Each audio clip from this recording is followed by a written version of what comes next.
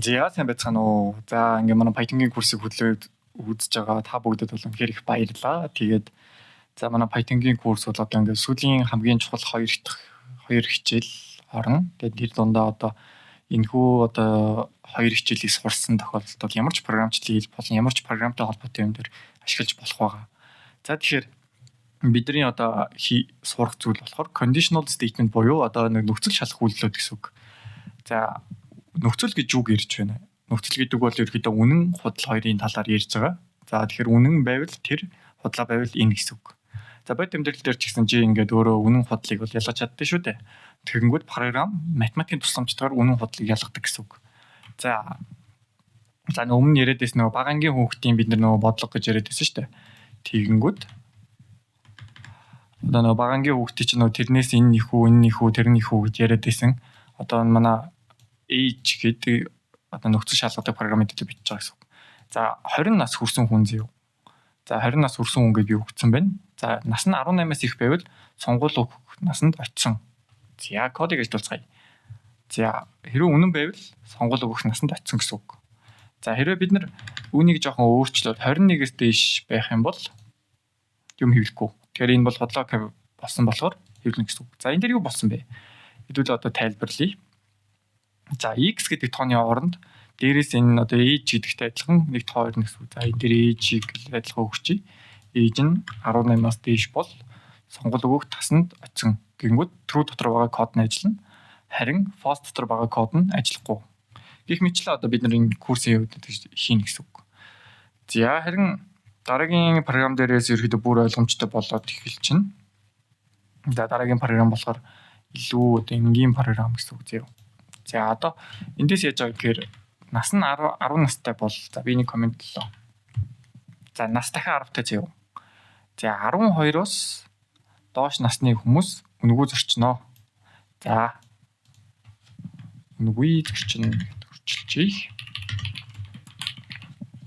За pay for the ticket.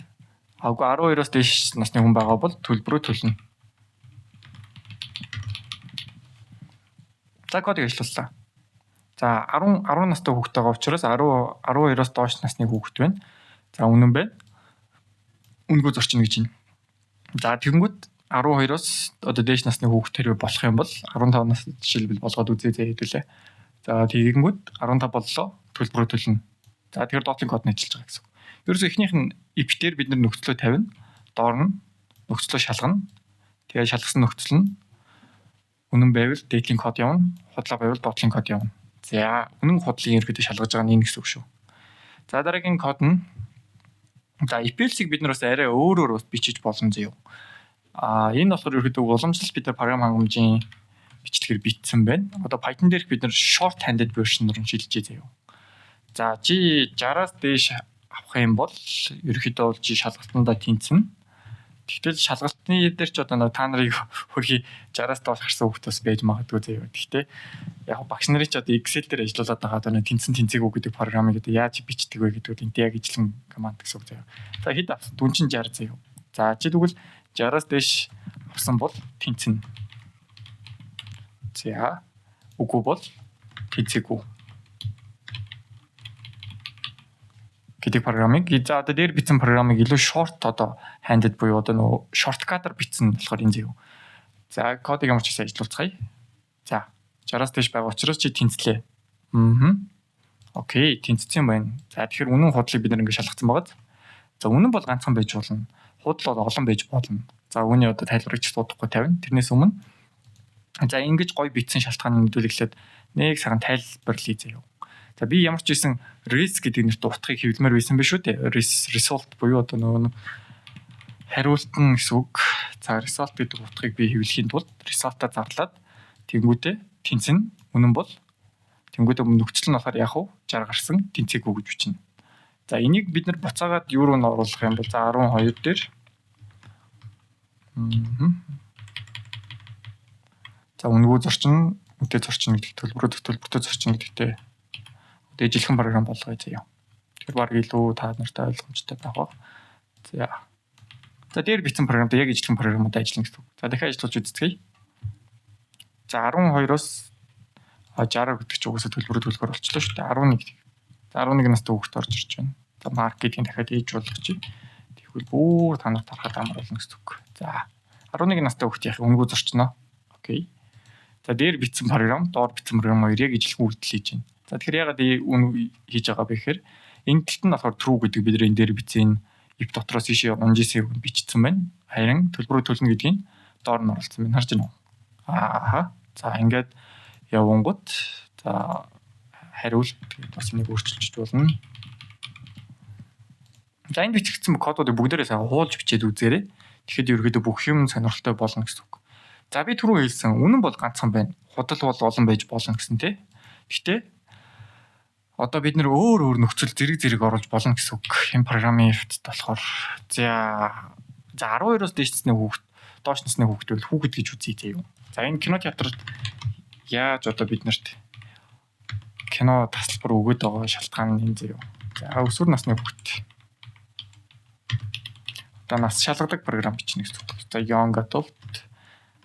За young adult.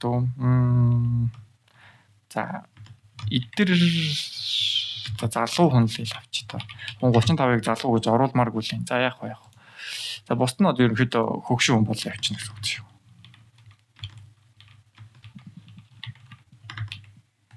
За одоо эндээс код нь за би энэ дээр бичсэн код боломж болсон учраас энэ кодыг дахиад комментлж ханд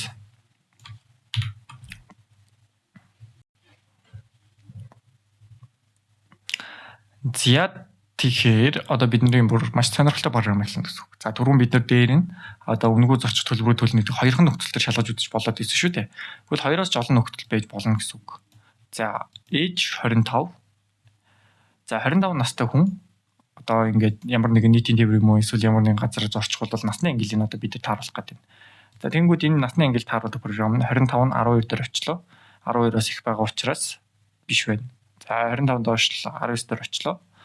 19-оос ерөөд их байгаа учраас биш байна. За 25 нь 35-аас их байсан нь үгүй. Тэгэхээр энэ дээр эренгүүтээ зөв байна. За тэгэхээр энэ зөв юм бол залуу гэж хэвлэнэ гэсэн үг байгаа. За энэ програм ингэж ажиллана. За бид нэр ажиллаад залуу.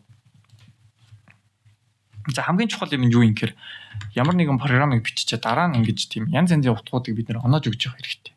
Тэгэх юм бол бид нэр ингэж ямар нэгэн юм дээр алдаа гарч ийн үгүй юу гэж шалгаж болно гэсэн үг. За энэ 80-ыг одоо age 80 болгоод үзье. Тэгэхээр 80 настай хүн хөгшин гэдэг англи руу орно. За зүг байна. 35 гэдэг өөрийг нь оруулаад үзье. За өөрийг нь оруулах үед 35 нь залуу. Хаяг 35 залуу. За тэгэхээр энэ дэр нэг юм байгаад байгаа. Бүр их гэх юм бол одоо тэнцүү байхгүй их гэх юм бол 35-ыг бид нэр тоолохгүй гэсэн үг зөө. За кодыг ажиллуулаад үзье. Хөгшин болчихно гэсэн үг. Их буюу тэнцүү байх юм бол 35 нь өөрөө орж байгаа гэдгийг та нар анзаарах хэрэгтэй. Энэ дээрээс хамгийн чухал анзаарах юм. Тэгэхээр их буюу тэнцүү одоо бага буюу тэнцүү эсвэл зөвхөн тэнцүү зөвхөн их гэдгийг бас ялгаж авах хэрэгтэй гэсэн үг. Тэгэхээр эндээс ингээд үзэх юм бол бид нэр бол маш олон төрлийн програмыг бичиж болж байна. Тэгэхээр эндээс одоо дараагийн хэсэг рүү орох нь за if else гэдэг нэртэй одоо дүрм рүү орж ирнэ гэсэн үг. За if else рүү орохоос өмнө за энэ дээр бичсэн ерөөдөө нэг одоо conditional block-уудыг хэдүүлээ харна гэсэн үг зөө. За эхлээд if дотор нь бичсэн юм эндээс эхэлж байна.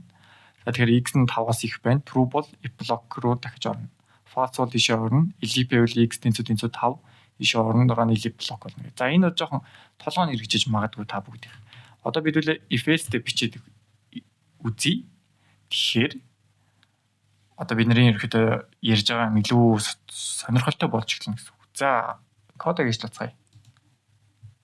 За код маань ямар учиртайсан бэхээр одоо 60 настай заяа хүн тэгээд дээр нь нэмээд 60-аас дээш настай хүн. Тэгээд дээр нь нэмээд одоо энэ member буюу одоо гишүүнчлэл гэдэг нь true байх юм бол энэ хоёр кодны member гэдгийг нь хэвлэнэ гэж байна. За энийг false болгоод үзье за. За false болгоход яах вэ? 20% дискаунт өгч байна. За member биш юм байна. За тэгэхээр бидний нөө loyalty card mart гэдгийг яриад байдаг энэ loyalty-гийн хөтөлбөр чинь хойно явдаг код нь ерөөсөө л ингэ гэсэн үг. За if дотор бичлээ. S дотор бичлээ.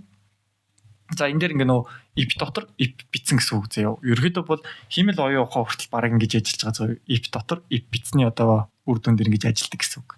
Тэгэхээр 20% одоо senior discount энэ дээр авахыг хүсч ивэл чи member болох хэрэгтэй. Тэнгүүд энийг код ерөөд ингэж л орно гэсэн false гэдээ орчихно гэсэн. 30 20 30 20 гэж орчихно. За тэгэхээр 60-аас дээш насны хүн биш заяа. Одоо бүр бодъё заяа 60-аас доош насны хүн байвал заяа 50 настай тэгсэн мөртлөө member байвал яах вэ? Код ажиллацгаая. Чинь энэ одоо нэг дискаунтыг авах боломж вэ гэдэг доотлын код руу орсон байгаа даа. За тэгэхээр энэ дээр ингээд бид нар жижигхэн email оюун ухааны цаана ажилтдаг юм одоо цаана ажилтдаг кодыг бичиж үзсэн гэсэн үг. За одоо дараагийнх нь болохоор за кодыг ямар ч гэсэн аваад хий. За бид нар энэ код болсон учраас энэ кодыг арилгалаа. За доотлынх нь код руу орцгоё. За нас нь 20. За тэгэхээр нөгөө бид нар түрүүний бичсэн одоо нөгөө хөнгөн бичиглэлээр бичсэн гэсэн шүү дээ. Одоо үнэн байвал энийг хэвлэнэ. Үгүй байвал энийг хэлнэ. За одоо тэр нарын condition statement гэж ерөөдөө хэлт юм да. Гэхдээ ерөөдөө кодыг ойлгоход бол адуултаа бас хэвлэнэ гэсэн үг. За нөгөө дээдлийн энэ кодыг харах юм бол энэ дээр бичсэн код хоёр дээр бид засаа бичсэн байсан шүү дээ. Тэрнтэй яг ижлэн код болно гэсэн үг. За 3 дахь нь болохоор за одоо энийг болохоор switch case гэдэг юм заяа. За switch case-ний хувьд бол if одоо дөрмөөс жоохон ялгаатай юм юу юм гэхээр арай илүү нэг computational одоо програм бичдэг хүмүүс байлаа гэж бодоход одоо чи ингээ нэг програм бичээд чиний бичсэн програм ерөөдөө ингээ бусад хүмүүсийн програмтай яг ижилхэн болоод эхэлнэ шүү дээ. Одоо тэмцээнд орж ивэл те нэг юм програм бичээ гэдэг нэг тэмцээнд болсон чинь. Тэр програм дээр юу болсон гэхээр програмын тэмцээнд юу болсон гэхээр ингээ чи нэг нь if ашиглаа биччихсэн. Нөгөөх нь switch case гэдэг одоо нэг миний яриад case нэг case хоёрыг бичсэн. Тохиолдолд бол яг ижилхэн зүйлийг хийгээд байгаа мөртлөө аль нь төрүүлнэ гэдэг бол за програмд очих хурдаараа ялгаар нэлэх бол switch case нь илүү хурдан ажилладаг. Тэгэхээр case 1, case 2 одоо case буруу үед гэсэн одоо нэг юм юмуд байгаа гэсэн. За тэгэнгүүт за кодыг ажиллуулж үзцгээе. За тэрний өмнө энэ кодыг ямар ч гэсэн комент хийцгээе. За одоо дугаар гэдэгт 2-ыг зарлаа. За дугаар 2 дотроос одоо энэ дотроос нэгийг нь олж чинь. За 2 нь 1 мөн үү? Биш юм байна. За case 2 нь 2 нь одоо эн чинь болохоор бидний нөгөө өмнө яриад байсан end гэдэг нэртэй. Одоо нөгөө өмнөх хичээл дээр үзээд байсан end гэдэг нэртэй одоо conditional statement assignment operator л гэж ярих юм да. Тэгт operator болоо явчихна гэсэн үг. За 2 гэдэг нь 2 3 2-ын нэгэнд орох уу? Орноо. 2 гэдэг нь 2 3 2-ын нэгэнд мөн. За тэгвэл print 2 or 3. За 1 бол тэнийг хэвлэнэ. За код ажиллуулад харангууд бүр тодорхойлно. За 1 бол 1-ийг хэвлэсэн. За 1 бол 1-ийг хэвлэж байна. Окей. 2 бол 2-ыг хэвлэнэ. 2 or 3 байж болно. 2 эсвэл 3 байж болно. За тэгвэл 3-ыг өнгөд бас энийг хэвлэнэ гэсэн үг. Тэгэхээр ингээд энэ мэтчлэн бид нар энэ дотроос ингээд янз янзын одоо залгуурууд, янз янзын төгсгөлүүд өгж болно гэсэн үг. За 4 үг гэдэг үгүй. За 4 гэхээр order number гэж зарлаад өчнүүд энэ аль нь ч биш тохиолдол гэдэг нэртэй нь одоо order number руу гараад явчихна гэсэн. За switch case-ийг ингээд ойлгосон, if else-ийг ойлгосон. За тэгэхээр одоо энэ ерөөдөө юм nested гэдгийг шүү. За энэ дээр нь бичсэн бидний бие биен дотроо давхарлаж бичээд байгааг нь nested гэж яриад байгаа. Тэгээд nested statement гэж явуулгуудаа энэ маань бол nested statement if дотроо if болоод явцсан гэсэн үг. За энэ дээр байгаа коднуудыг өөрчилж үзэхэд бол та бүгд бол ерөөдөө маш сайн ойлгоно гэдэгт би итгэлтэй байна. За тэгээд энэ үрээд ингээд өнөөдрийн Python-гийн if else хичээлийг дуусгацгаая. За баярлалаа.